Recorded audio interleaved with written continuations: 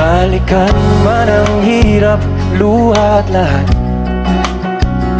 ikaw ang paborito kong desisyon. At pag napaligiran ng ingay at ng gulo, di ko pagpapalit ngiti mo sa mundo. One thing I learned as I mature, hindi mo kailangang manalo palagi sa mga argumento at hindi mo kailangang ipaliwanag palagi ang sarili mo sa ibang mga tao, lalo na kung ang isip nila ay sarado. Silence is already a powerful weapon because it is something that cannot be used against you.